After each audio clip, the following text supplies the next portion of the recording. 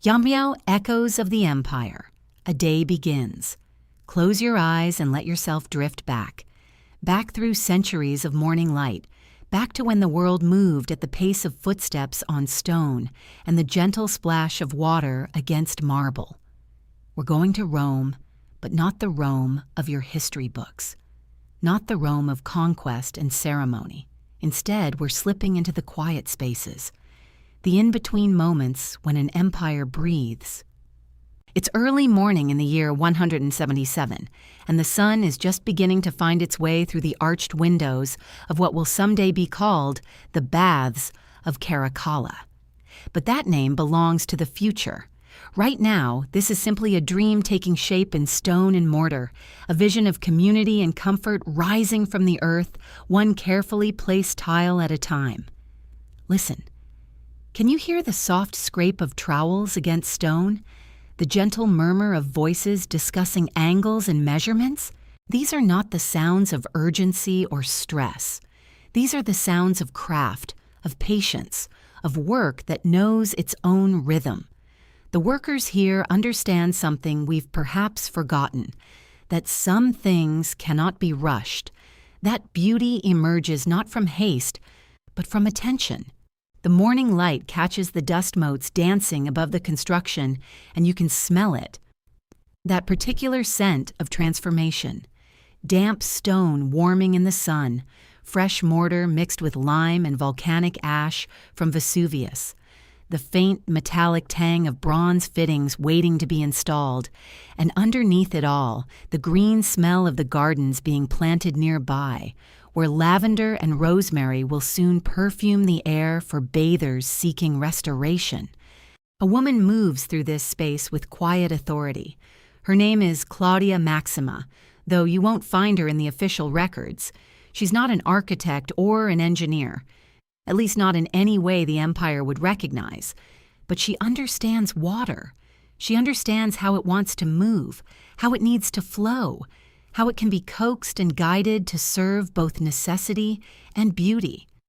Watch her as she kneels beside one of the channels that will carry heated water throughout the complex. Her fingers trace the smooth stone, checking joints, testing the subtle slope that will ensure perfect flow. The workers pause to listen when she speaks, not because she commands them to, but because experience has taught them that her suggestions save time, prevent problems, make their work easier. The water will want a pool here, she says quietly, her voice carrying the kind of certainty that comes from years of observation. If we adjust this section just slightly, her hands demonstrate what words cannot fully capture, and the workers nod, understanding. This is how knowledge travels in her world, not through written treatises or formal lectures, but through touch and intuition, through the accumulated wisdom of someone who has spent decades watching, learning, adapting, someone who understands that the most important expertise often lives in the spaces between official recognition. As the morning progresses, Claudia makes her way through the awakening city. Rome is stirring around her, but slowly, gently. The light has that particular quality of early hours, soft and golden, forgiving. It catches the red tiles of rooftops and turns the Tiber into a ribbon of copper, threading through the 7 hills. The streets are beginning to fill, but not with the chaos you might imagine. Instead, there's a rhythm here, a flow as natural as the water systems Claudia understands so well. Bakers emerging with the first loaves, their faces flushed from ovens that have been burning since before dawn. The sweet, yeasty smell of fresh bread mingles with the smoke from cooking fires and the green scent of herbs being crushed for the morning meal. She passes a perfumer's stall just opening for the day, and the proprietor, a Greek woman named Lydia, is arranging small glass vessels with the care of someone handling precious gems, which in a way, she is. Each bottle contains essence, captured from flowers and spices that have traveled impossible distances to reach this corner of the empire. Rose from Damascus, cinnamon from Ceylon, frankincense from the Horn of Africa. Claudia, Lydia calls softly, her voice warm with genuine affection. "I have something new. Jasmine oil from Persia. It arrived yesterday." The two women lean close as Lydia opens the small vessel, and the scent that emerges is like concentrated moonlight, sweet and mysterious, and somehow both calming and awakening at once. This is more than commerce. This is the sharing of beauty, the recognition that even in an empire built on conquest, there are moments of pure appreciation, pure connection. "For evening," Lydia explains, though Claudia already understands, this is not a scent for the working day, but for those quiet hours when the public self can be set aside, when a woman can exist simply for herself. Claudia's next stop is the scriptorium attached to the Temple of Minerva. Here, in rooms filled with the soft scratch of styluses on wax tablets and the gentle rustle of papyrus, the empire's memory is being preserved, but not just the official memory. The laws and proclamations and military records that historians will someday study. Here, in the margins and between the lines, other stories are being saved. A young scribe named Marcus looks up as she enters, his face brightening with recognition. He's been working on something special, a collection of household remedies and practical wisdom gathered from women throughout the city. Recipes for soap that won't irritate sensitive skin, techniques for preserving food through the hot summer months, methods for treating everything from headaches to heartbreak. "I've been thinking about what you said," Marcus tells her quietly, "about how much knowledge disappears because no one thinks to write it down. Yesterday I spoke with 3 different women about managing household accounts, and each had developed techniques I'd never heard of. Brilliant techniques." Claudia nods, understanding the weight of what he's attempting. In a world where official knowledge flows through formal channels, where what matters is decided by those in power, so much wisdom simply vanishes. The insights of midwives and mothers, of women who manage complex households and navigate intricate social relationships, of those who understand the practical magic of making daily life work. "Knowledge has many forms," she says, settling onto a low stool beside his work table. "Some of it fills libraries, but some of it lives in hands that know exactly how much pressure to apply when kneading bread, in eyes that can read the weather in the color of morning light, in hearts that understand how to comfort without words." The scriptorium around them is peaceful, filled with the kind of focused quiet that comes when people are engaged in meaningful work. Sunlight streams through high windows, illuminating dust motes that dance like tiny spirits above the scrolls and tablets. The air smells of ink and papyrus, of beeswax and the faint, lingering incense from the temple beyond. This is the Rome that history rarely shows us, not the empire of marble statues and military triumphs, but the empire of daily wisdom and quiet adaptation, the empire of women like Claudia who understand that the most important infrastructure isn't always the most visible, that the systems which truly sustain a civilization are often the ones that flow beneath notice, like the water channels she designs, carrying life and comfort to places that need them most. As the morning light grows stronger, painting everything in shades of gold and amber, Claudia prepares to return to the baths. There's more work to be done, more problems to solve with the patient application of hard-won knowledge. But for this moment, sitting in the quiet scriptorium surrounded by the accumulated wisdom of generations, she allows herself to simply breathe, to exist in the space between official recognition and private understanding, to be exactly who she is, without explanation or apology, to know that her knowledge matters, even if, especially if, it doesn't appear in any official record. The empire continues its vast, complex dance around her, but here, in this moment, there's only the gentle scratch of stylus on wax, the warm scent of morning sun on stone, and the quiet satisfaction of work that serves something larger than itself. flavors and fragrances of the city. The morning light shifts as Claudia moves deeper into the city's heart. The Forum spreads before her like a vast amphitheater of commerce and conversation, where the business of empire unfolds in countless small transactions. She pauses at the perfumer's stall, drawn by the familiar constellation of scents that drift from rows of carefully arranged amphorae. Glass vials catch the strengthening sunlight, their contents glowing like captured amber, like liquid gold, like distilled memories of distant gardens. The woman behind the counter moves with the precise grace of someone whose hands know their work intimately. Her name is Livia, though few of her customers think to ask. Her fingers dance between vessels with the confidence of a musician finding familiar notes.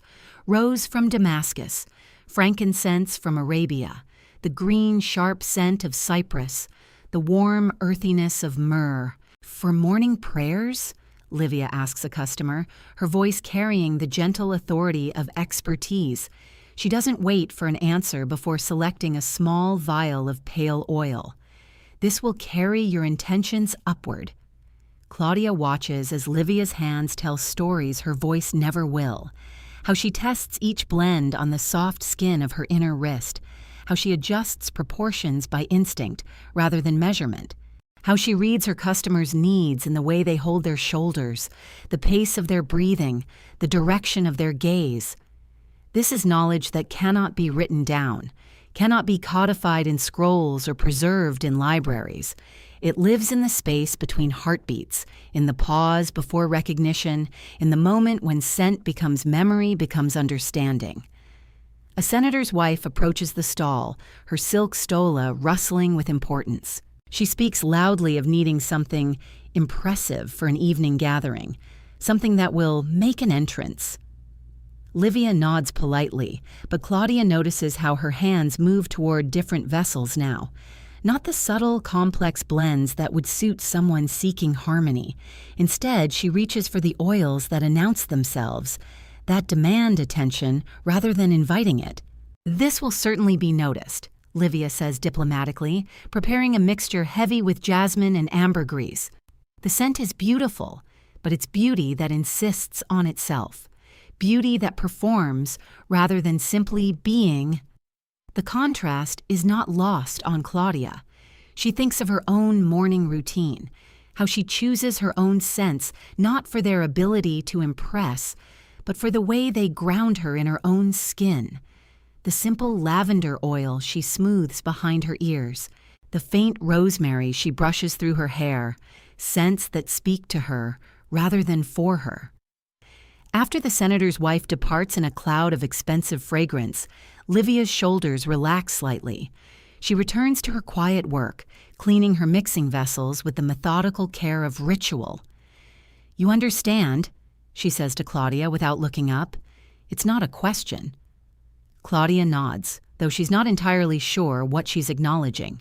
Perhaps the recognition of another woman who has learned to read the world through senses that others dismiss. Perhaps the understanding that true expertise often wears the quiet clothes of service. "The morning blends are my favorite," Livia continues, her voice soft enough that Claudia has to lean closer to hear. "Before the day demands so much of everyone, when people still remember who they are underneath all the roles they have to play." She holds up a small vial filled with oil the color of early sunlight. Lemon verbena, a touch of mint, something to keep the mind clear when everything else grows cloudy. The scent is like breathing in possibility, like the moment before making a choice that will change everything. Clean and bright and utterly honest. Claudia purchases the small vial not because she needs it, but because she wants to carry this moment with her. This reminder that clarity is always available. That sometimes wisdom comes not in grand pronouncements, but in the simple act of paying attention to what serves. From the perfumer's stall, she makes her way toward quieter streets. The sounds of the Forum fade behind her, replaced by the gentler rhythms of residential neighborhoods. Here, the morning light falls differently, softer. more intimate. She finds herself outside the scriptorium where her friend Marcus works. Through the open doorway, she can see him bent over his writing desk, stylus moving in steady, careful strokes across papyrus. The scratch of metal on fiber creates its own kind of music, a percussion of preservation.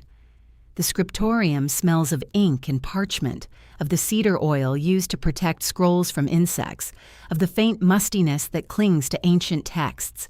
It's a scent that speaks of permanence in a world of constant change. Marcus looks up as she enters, his face brightening with genuine pleasure. Around him, other scribes continue their work, copying, preserving, ensuring that knowledge survives the fragility of individual memory. "The morning finds you well," he says, setting down his stylus with the careful attention of someone who treats his tools as extensions of his own body. Claudia settles onto a low stool beside his desk, grateful for this pocket of calm in the city's growing bustle. Here, surrounded by the patient work of preservation, she feels something in her chest unclenching. "What are you copying today?" she asks, though the question is really an invitation to share in his quiet passion. Marcus gestures to the scroll before him. Medical texts, treatments for fever, methods for setting broken bones, knowledge that could save lives, if it survives long enough to reach the right hands. She studies his careful script, each letter formed with the precision of prayer. This too is sacred work, though it will never be celebrated in the forum. The patient translation of wisdom from one generation to the next, the faith that someone, somewhere, will need what is being preserved. "Do you ever wonder," she asks, "about all the knowledge that never makes it into scrolls? The things women know but never speak aloud?" Marcus pauses in his work, considering. "Every day," he admits. "My grandmother could predict weather changes by the way her joints felt. My mother knew which herbs would calm a crying infant just by the sound of their cry. But none of that is here." He gestures around the scriptorium, at the shelves lined with official histories, philosophical treatises, legal documents, all important, all valuable, all written by men whose knowledge was considered worthy of preservation. "Perhaps," Claudia suggests quietly, "that knowledge lives in other ways, in the hands that know how to heal, in the noses that can blend exactly the right scent for exactly the right moment, in the voices that pass stories from mother to daughter in the safety of evening conversations."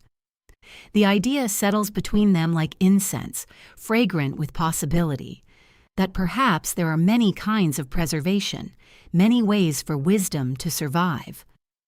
Outside, the city continues its ancient dance of commerce and politics, of grand gestures and public performances. But here, in this quiet space dedicated to the patient work of keeping knowledge alive, Claudia feels the deep satisfaction of understanding her place in something larger than herself. Not everything that matters can be measured.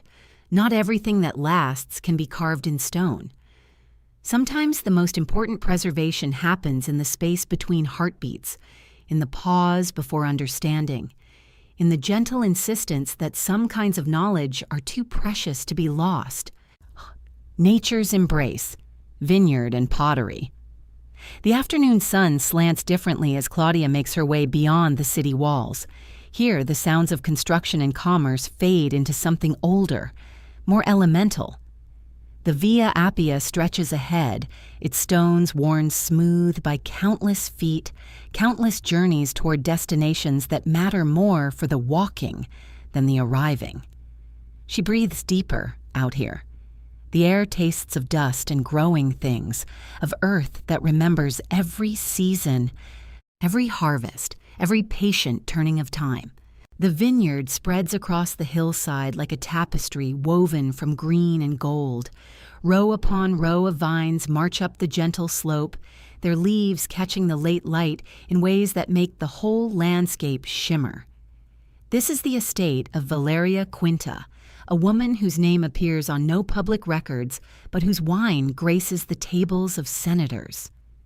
Claudia finds her among the workers, her hands as stained with grape juice as any laborer's. There's no pretense here, no performance, just the ancient dance between human intention and nature's generosity. "The vines tell you when they're ready," Valeria says, not looking up from the cluster she's examining. Her fingers move with the confidence of decades, testing the give of each grape, reading the subtle language of sugar and sun. Not the calendar, not the market demands, the vines themselves. This is knowledge that cannot be hurried, cannot be forced, cannot be learned from scrolls or speeches in the forum. The harvest workers move through the rows with a rhythm that speaks of generations. Mothers and daughters, their movements synchronized by years of shared labor. They sing softly as they work, voices weaving together like the vines themselves. Ancient songs that carry the memory of every harvest, every season of plenty, every year when the rains came late and the grapes hung small and precious on their stems. Claudia watches a young girl, perhaps 12, learning to select the perfect clusters. Her grandmother guides her hands, showing her how to feel for the slight softness that means readiness, how to cut the stem without damaging the vine. This is education without books. Wisdom passed through touch and attention and the patient repetition of necessary things. "My great-grandmother worked these same rows," the older woman tells the child. "Her hands knew these vines when they were saplings. She taught my grandmother, who taught my mother, who taught me. Now I teach you." The girl nods solemnly, understanding that she holds more than grapes in her small hands. She holds continuity, the unbroken chain of women who have coaxed sweetness from the earth. As the sun sinks lower, the light turns golden, then amber, then the deep purple of wine itself. The baskets fill slowly, methodically. There is no rushing this work, no way to make the vines yield more than they're willing to give. The harvest happens when it happens, according to rhythms older than the city, older than the empire, older than the names carved on marble monuments. Valeria shows Claudia the pressing room, where tomorrow's grapes will become next year's wine. The great stone vessels wait, patient as the earth itself. "People think winemaking is about control," she says, running her palm along the smooth stone. "But really, it's about surrender. You provide the conditions. The rest is trust. Trust in the darkness of fermentation. Trust in the slow alchemy that transforms fruit into something that can carry the essence of a single season across years, across generations." The walk to the pottery workshop takes Claudia through olive groves, where the silver-green leaves whisper secrets to the evening breeze. Here, the trees are older than living memory, their trunks twisted into shapes that speak of endurance, of roots that go deep enough to find water even in the driest years. The pottery workshop sits at the edge of a small village, its kiln chimney rising like a finger pointing toward the first stars. Inside, the air is thick with the smell of clay and fire, the fundamental elements that have shaped human hands since humans first learned to shape the world around them. Claudia finds the potter, Gaius Flavius, centered at his wheel like a meditation made flesh. His hands move with unconscious precision, coaxing a simple lump of earth into something useful, something beautiful. The clay responds to his touch as if it has been waiting all along to become exactly what his hands envision. "Every piece of clay has its own personality," he tells her, never breaking the rhythm of his work. "You can't force it. You have to listen, feel what it wants to become." His apprentice, a young man named Marcus, watches with the intense focus of someone learning to see with his hands. He has been here 3 years, Gaius tells her, and is just beginning to understand the conversation between potter and clay.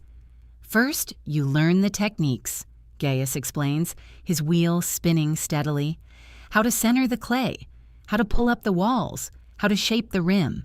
But technique is just the beginning. The real learning, that takes a lifetime." Claudia watches as a simple bowl takes shape under Gaius's hands. Nothing fancy, nothing that will ever grace an emperor's table. Just a bowl that will hold soup or olives or a child's portion of honey cakes. But in its simplicity lies a different kind of perfection.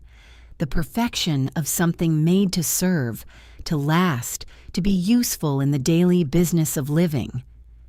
My father was a potter, Gaius says, his father before him. This wheel belonged to my grandfather. These hands. He pauses, looking down at his clay-stained fingers. These hands learned their first lessons from his hands.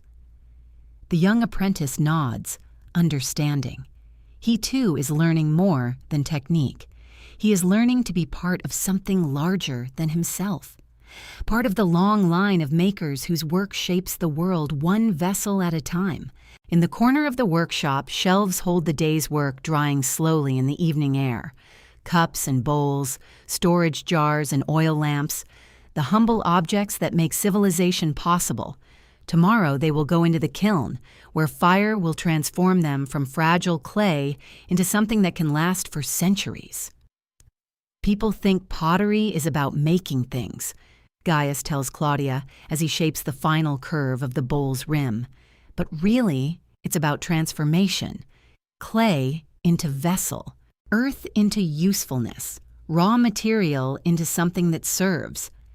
The bowl is finished now, perfect in its imperfection, ready to join the others waiting for tomorrow's fire. Gaius sets it carefully on the shelf, then begins preparing another lump of clay. The work never ends. The wheel keeps turning. The hands keep shaping. As Claudia prepares to leave, she notices the quiet satisfaction in both workshops, the vineyard and the pottery shed. Here, away from the performances and politics of the city, people work with their hands and trust in processes larger than themselves. They understand something that the marble halls of power often forget, that the most important work happens slowly, that the most lasting creations come from patience, from attention, from the willingness to serve something greater than immediate ambition. The stars are fully visible now, scattered across the dark sky like seeds, waiting for the right season to bloom. The lifeblood of Rome, grain and bread. As the night deepens around the countryside, Claudia turns her steps back toward the city. But Rome never truly sleeps. Even now, in the quiet hours, the lifeblood of the empire continues to flow. Along the Tiber, a grain barge moves slowly upstream, its flat bottom cutting through the dark water with barely a whisper. The rowers lean into their oars with steady rhythm.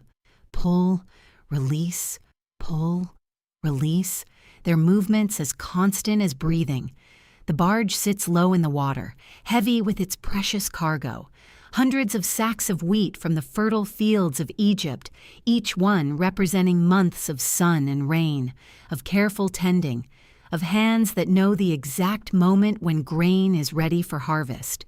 The lead rower, Gaius, has made this journey countless times. His calloused hands know every bend of the river, every current that might help or hinder their progress. In the moonlight, his weathered face shows the quiet concentration of someone who understands that his work feeds a city of over 1 million souls. Behind him, the other rowers match his pace, their oars moving in perfect synchronization. No words are needed. This is the rhythm they've learned through years of shared labor, the rhythm that keeps Rome alive. The grain sacks are covered with heavy canvas, protecting their contents from river spray and night dew. But beneath that covering lies something more valuable than gold, the foundation of civilization itself. Without this steady flow of grain, the great marble forums would empty. The theaters would fall silent. The empire would crumble from within. Gaius knows this, though he would never speak of it in such grand terms. He simply knows that tomorrow and the day after that, the people of Rome will need bread. The barge passes under a stone bridge where a few late travelers pause to watch, their torches casting dancing shadows on the water, but the rowers maintain their steady pace. Pull, release, pull, release, carrying their burden toward the great city that never stops consuming. As they round the final bend, Rome spreads before them, its 7 hills dotted with the warm glow of oil lamps and cooking fires. The massive outline of the Circus Maximus rises against the stars. The temples on the Palatine Hill stand like silent guardians, and somewhere in that vast expanse of humanity, bakers are already beginning their work. In the Subura district, where the narrow streets wind between tall apartment buildings, Quintus the baker has been awake since the 4th hour of the night. His bakery occupies the ground floor of a modest building, its ovens built into the back wall where they can radiate warmth throughout the space. The grain from barges like Gaius's has already been ground into flour, sifted and measured and prepared for transformation. Quintus moves through his workspace with the quiet efficiency of long practice, his hands knowing exactly how much water to add, how long to knead, when the dough has reached the perfect consistency. His daughter, Livia, works beside him, her movements echoing his own.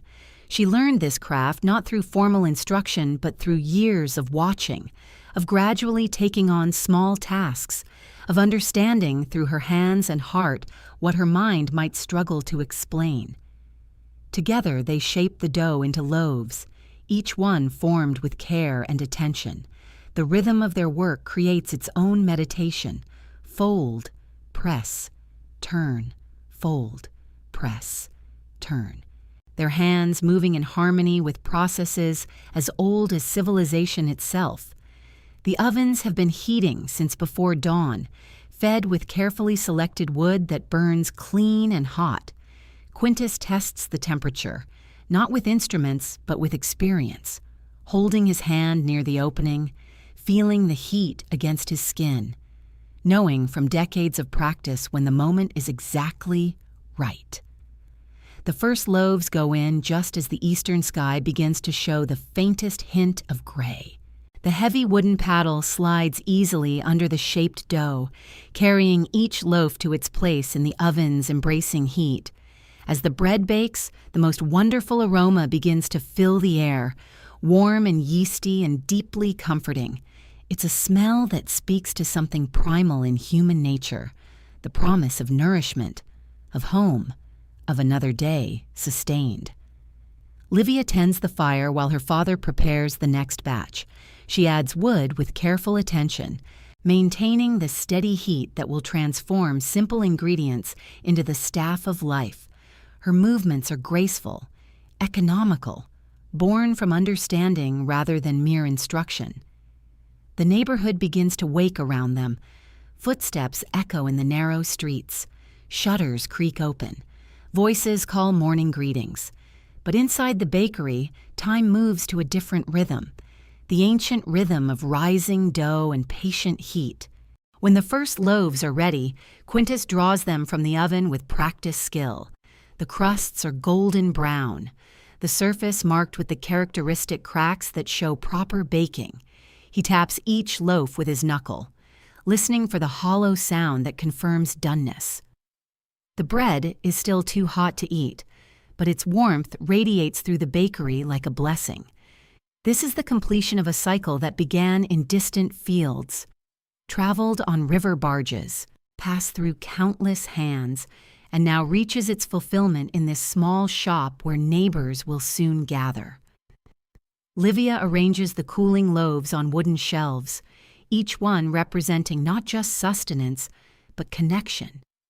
The grain that grew under Egyptian sun, the water drawn from Roman wells, the salt harvested from Mediterranean shores, the yeast that carries its own ancient mystery of transformation. Outside, the city continues its awakening. Shopkeepers prepare for another day of commerce. Children ready themselves for school.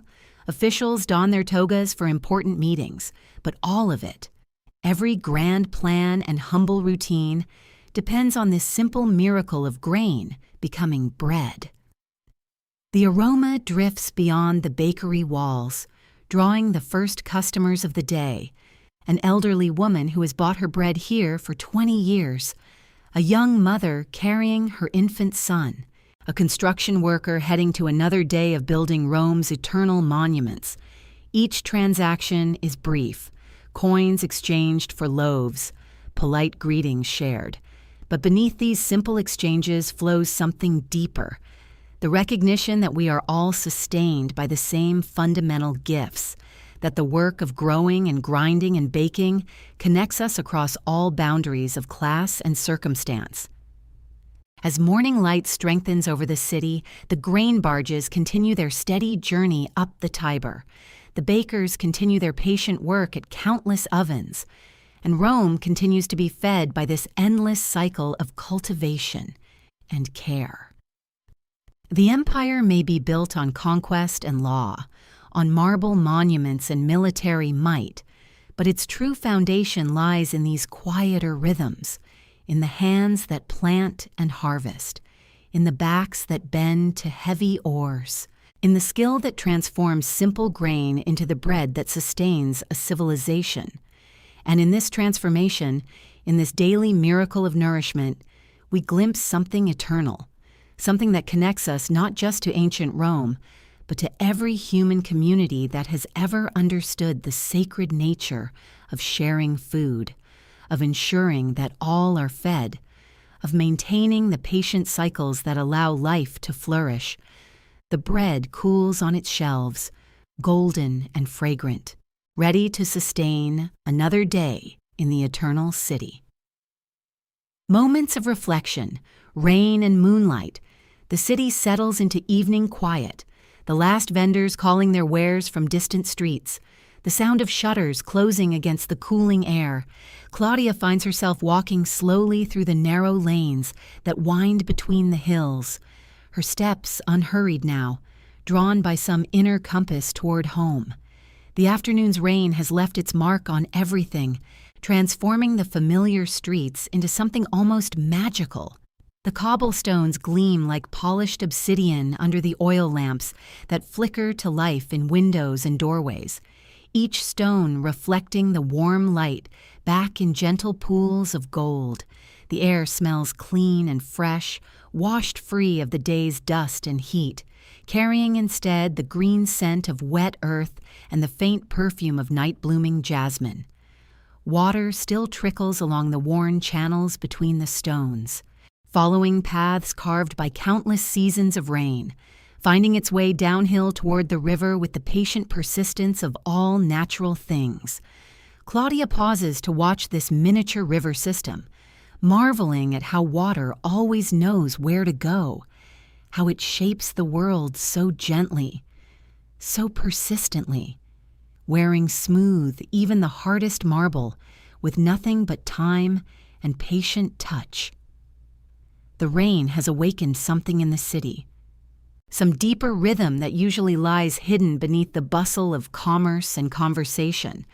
Tonight the streets breathe differently, more slowly, as if Rome herself is settling into contemplation, into the quiet hours when the true character of a place reveals itself.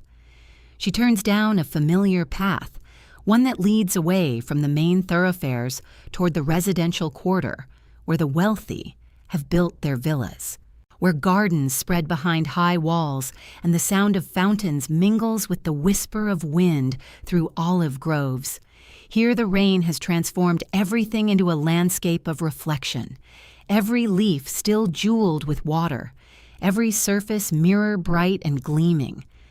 The villa she approaches belongs to an old family friend, Gaius Cornelius, a man whose gardens are famous throughout the city for their beauty and tranquility. The bronze gates stand slightly ajar, as they always do in the evening hours, an invitation to any who seek a moment of peace away from the city's demands. Claudia has walked these paths many times, but tonight, after the rain, everything feels renewed, reborn. She steps through the gates and into another world entirely. The garden spreads before her like something from a dream, a carefully orchestrated symphony of stone and water, shadow and moonlight.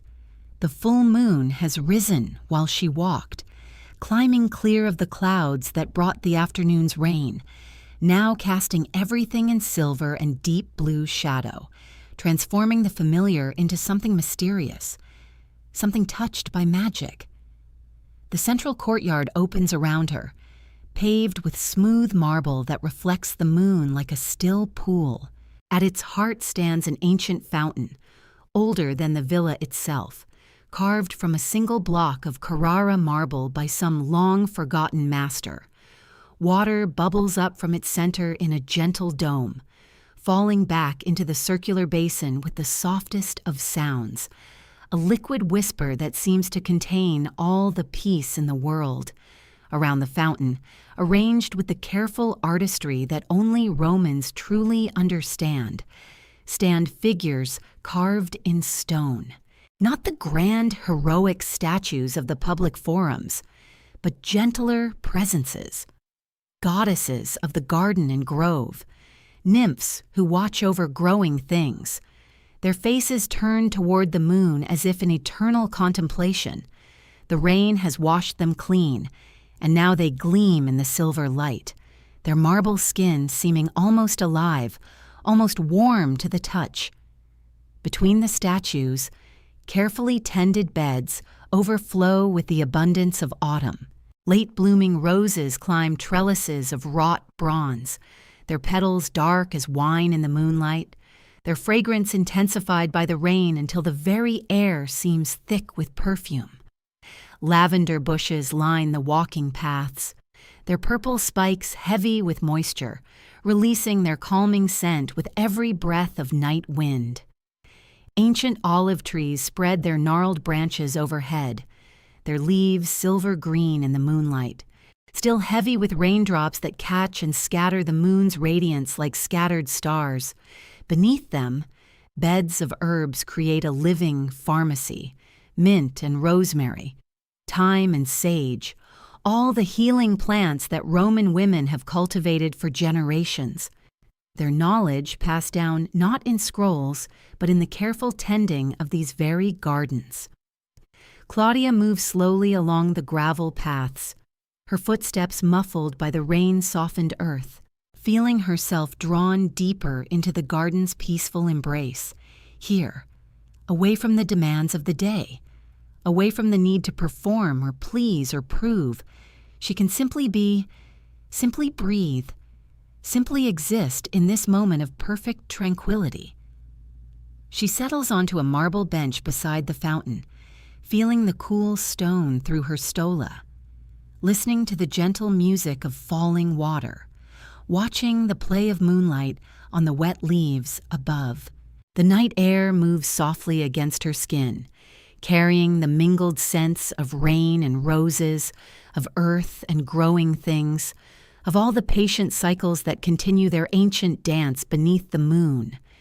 In this garden, in this moment, she feels connected to something larger than herself, something that flows through all the women who have sat in gardens like this one, who have found solace in the company of growing things, who have understood that sometimes the greatest wisdom comes not from books or teachers, but from simply sitting still, simply listening to the world's quiet voice. The fountain continues its gentle song, water returning always to water, following the eternal cycle that connects the rain clouds to the sea to the rivers to the springs that feed the fountains. An endless circulation of life and renewal that mirrors something deep in the human heart. Here in this moonlit sanctuary, surrounded by the patient presence of stone and water, of leaf and flower, Claudia feels her spirit settling, feels the day's accumulated tensions dissolving like salt in the fountain's clear water. This, too, is part of Rome's true foundation, these quiet spaces where the soul can rest, where beauty serves no purpose beyond its own existence, where the simple fact of being alive, of being present, of being able to witness such loveliness is enough. The night deepens around her, but she feels no urgency to move, no pressure to be anywhere else, to be anything other than what she is in this moment. A woman sitting by a fountain, grateful for the gift of rain, grateful for the blessing of moonlight, grateful for the patient wisdom of gardens that teach us, simply by existing, that there is time enough for everything, time to work and time to rest, time to strive and time to simply be.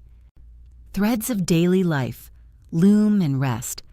In the morning light, when the rain has passed and the city stirs to wakefulness once more, Claudia finds herself drawn not to the grand forums or the bustling markets, but to the quieter corners where women's hands have always worked their patient magic. The cobblestones still gleam with yesterday's rain, reflecting fragments of sky and cloud, as she makes her way through narrow streets where the sounds of daily labor create their own gentle symphony. She pauses before a doorway where the rhythmic clack, clack, clack of wood against wood draws her attention, a sound as old as civilization itself, as essential as the beating of a heart. Through the open door, she glimpses a woman seated before a great wooden loom, her hands moving with the fluid precision of years, of decades, of knowledge passed down through generations of mothers and daughters who understood that cloth, like bread, like wine, begins with patience and ends with transformation. The loom stands tall and proud, its frame worn smooth by countless hands, its wooden beams bearing the patina of age and use. Colorful threads stretch across its width like captured rainbows. Deep blues the color of midnight skies, rich reds like wine in sunlight, golden yellows bright as summer wheat, soft greens reminiscent of new leaves unfurling in spring gardens. Each thread has its place, its purpose, its role in the larger pattern that emerges row by careful row. The weaver's name is Antonia. Though she needs no introduction to her work, no announcement of her skill, her fingers dance between the threads with unconscious grace, lifting some, lowering others, creating the intricate dance that transforms individual strands into something greater than their sum. The shuttle passes through her hands like a small boat, navigating between islands, carrying its cargo of colored thread from one side to the other, building the fabric one pass at a time. Claudia watches the rhythm develop.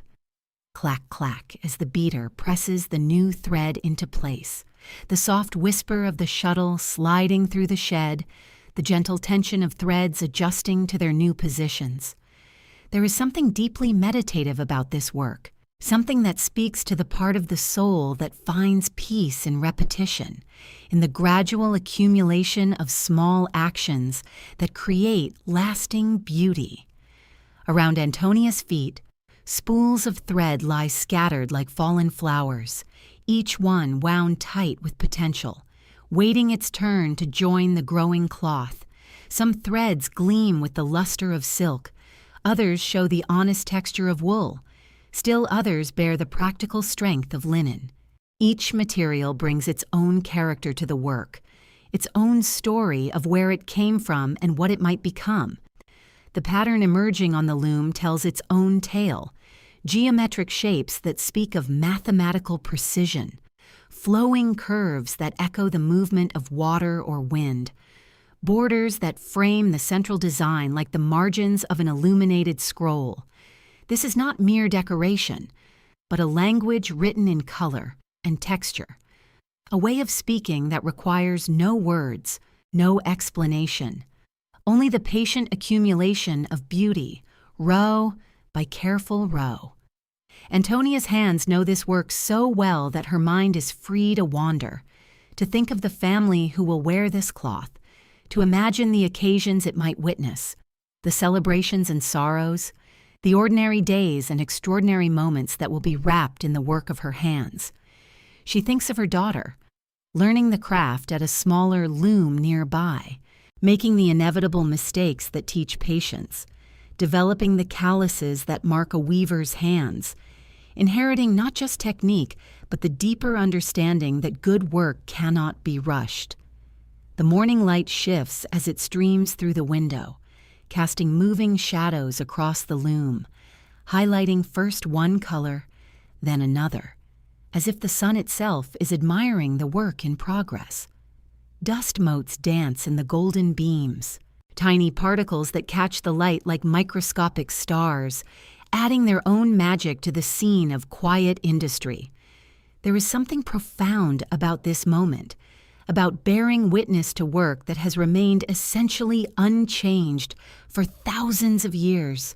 The tools may be refined, the materials improved, but the fundamental act remains the same. Human hands guiding natural fibers into patterns of beauty and utility.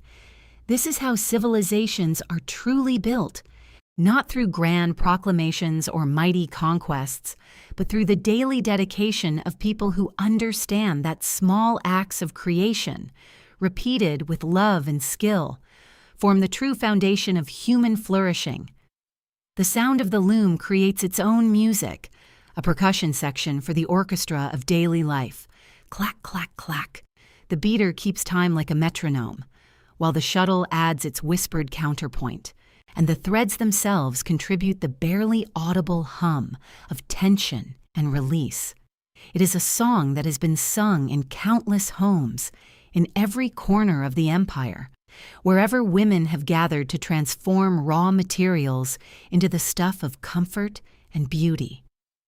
As the hours pass, the cloth grows longer, the pattern more complete, the vision of the finished work more clear. There is no rushing this process, no shortcut to excellence, only the steady accumulation of skill applied with patience and care. Each pass of the shuttle is both an end in itself and a step toward something larger. Each row complete, yet part of an unfinished whole. Each moment of work both present and future focused. The colors seem to deepen as the day progresses, the blues becoming more oceanic, the reds more wine-dark, the yellows more golden, as if the cloth is absorbing not just the threads, but the light and warmth of the room, the care and attention of its creator, the hopes and dreams woven into every fiber. This is how beauty enters the world, not through grand gestures, but through the patient accumulation of small acts of love. Claudia feels the pull of other duties, other places she might go. But she lingers in this doorway, drawn by the peaceful rhythm of the work, by the sight of something beautiful coming into being through human skill and dedication. There is wisdom here, ancient and practical, about the value of patient work, about the satisfaction that comes from seeing a task through from beginning to end, about the way that useful beauty enriches not just those who will eventually use it, but those who create it as well. The afternoon light begins to slant more sharply through the window, casting longer shadows, painting the room in warmer tones. The loom continues its steady song. The pattern continues its gradual emergence. The work continues its patient progression toward completion. There is something deeply reassuring about this continuity, this evidence that some things endure, that some values transcend the temporary urgencies of any particular moment. As the day draws toward its close, the sounds of the loom begin to fade, not because the work stops, but because other sounds join the symphony, children calling in distant streets, the evening songs of birds returning to their roosts, the gentle murmur of families gathering for the evening meal. The rhythm of the loom becomes part of this larger rhythm, this daily cycle of work and rest, creation and reflection, effort and peace. The threads on the loom seem to glow in the fading light, each color rich with the day's accumulated warmth, each line straight and true, each intersection precise and purposeful. The pattern that seemed so complex in the morning now appears inevitable, as if these particular threads could never have been arranged in any other way, as if this particular beauty was always waiting to emerge, needing only the patient guidance of skilled hands to bring it into being. And as the last light of day filters through the window, as the sounds of the city settle into evening's gentler rhythms, as the loom's song blends with the deeper music of daily life, drawing to its peaceful close, Claudia feels the same satisfaction that comes from any work well done, any beauty carefully created, any day lived with attention and care, knowing that tomorrow will bring its own opportunities for patient creation, its own chances to add something beautiful to the world, its own rhythms of work and rest, effort and peace, the eternal dance of human hands transforming the raw materials of existence into something worthy of the gift of being alive, something that honors both the practical needs of daily life and the deeper hunger for beauty that makes us human, something that connects us to all who have worked before us and all who will work after us in the great ongoing project of creating lives worth living, lives filled with useful beauty, patient skill, and the quiet satisfaction that comes from knowing that our hands, like the hands of countless generations before us, have added their own small threads to the great tapestry of human flourishing,